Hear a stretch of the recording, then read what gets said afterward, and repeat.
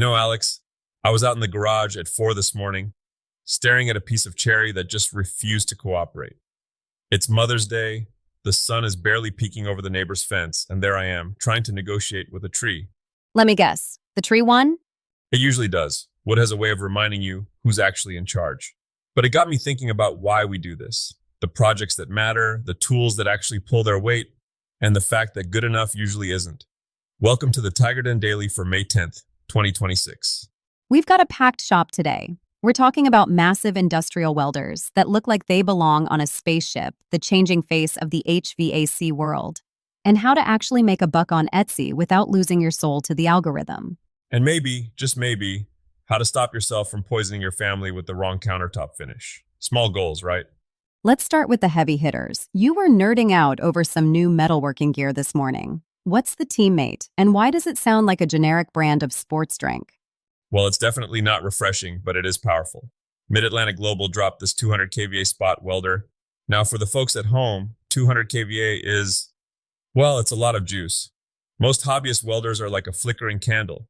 This thing is a localized lightning strike. So, it's not for fixing a broken lawnmower handle in the backyard? Absolutely not. This is for the person building oversized panels where a standard welder just sighs and gives up. But the real clever bit, the thing that actually made me sit up, is their new precision spot welder designed for deep channels. Give me a visual. What are we talking about? Imagine you're trying to weld the bottom of a skinny metal trophy or a narrow electrical housing. Usually you're forced to use these long, spindly electrodes that flex and wiggle like a wet noodle. You get a weak weld and a lot of frustration. This new machine has a geometry that lets it reach into those tight box sections without losing clamping pressure. It's like having a surgeon's touch with the strength of a silverback gorilla. Speaking of lung health in the shop, because I know you love to ignore your respirator, there's a new fume extractor on the block, right? Yeah, I'm getting better. The Netterman Go Max. What's cool here is the dual workstation setup. Most of these mobile units are one and done, but this one can handle 2 torches at once. It's perfect for a shop where you've got a guy working alongside a cobot, those collaborative robots we're seeing everywhere now. It sucks up the nastiness before it hits your sinuses. It's basically a high-tech shop vac for things that shouldn't be in your lungs. Moving from the welding bay to the mechanical room, HVAC is having a bit of a moment, isn't it? It sounds like it's moving away from the guy with a wrench image. It's a total metamorphosis. Train Technologies just opened this ATTC center. We're talking 4,500 students a year. That's not a school. That's a small city of technicians. And the rumors about the middle class of the trades disappearing? You were saying that's actually a bit of a misconception. It's a shift, not a disappearance. The industry's splitting. On one side, you have the guys just swapping parts. On the other, you have this new upper middle class of technicians who understand smart home integration, high efficiency heat pumps, and complex diagnostics. They aren't just mechanics, they're systems analysts who happen to get their hands dirty. So the trade tip for today is, don't be a generalist. Exactly. If you're in that field, don't just learn how to fix a leak. Learn the software. Get the certifications for these high efficiency systems. The money isn't in the wrench. It's in the brain that tells the wrench what to do.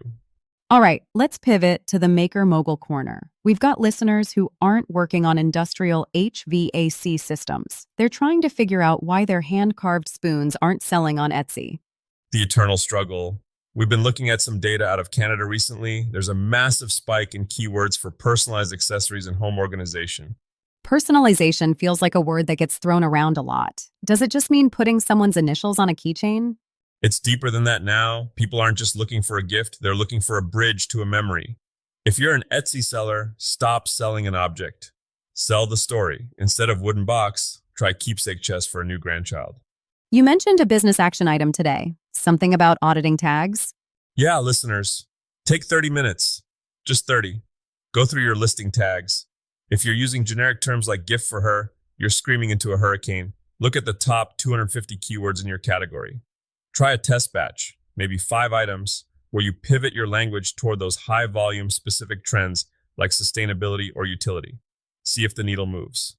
It's amazing how much of making is actually marketing. It's the tax we pay for being able to stay in the shop. Speaking of the shop, it's Mother's Day. I see you've been busy with the scroll saw. Don't tell her it was a last-minute scramble, but honestly, a mom scroll saw project is a classic. It's one of the few items that actually leverages the delicacy of the tool. You're taking a piece of hardwood and making it look like lace. It's the effort that counts, even if you did finish it at 4:30 this morning. But let's talk about the bigger projects some people are tackling today, like a kitchen refresh. If someone is looking at their old, beat-up countertops and thinking I can do this myself, what's the reality check? Well, you've got two main paths. You go with wood, which adds that warmth and soul, or you go with laminate, which is basically bulletproof but a bit colder. The trick with wood, and this is where I see people stumble all the time, is the finishing. There's the poisoning the family part you mentioned earlier. Exactly. You see a beautiful dark walnut stain at the hardware store and think it'll look great on your new butcher block. 5 months later, you're chopping onions on it and realizing you're basically seasoning your food with heavy metals and VOCs. Not exactly the Mother's Day gift people are looking for. No. If it touches food, it needs to be food safe. Period. Stick to high quality mineral oils, beeswax blends, or specific food grade butcher block conditioners. If the label doesn't explicitly say it's safe for food contact, keep it away from your kitchen. And the installation itself? Is it a one-person, one-afternoon job?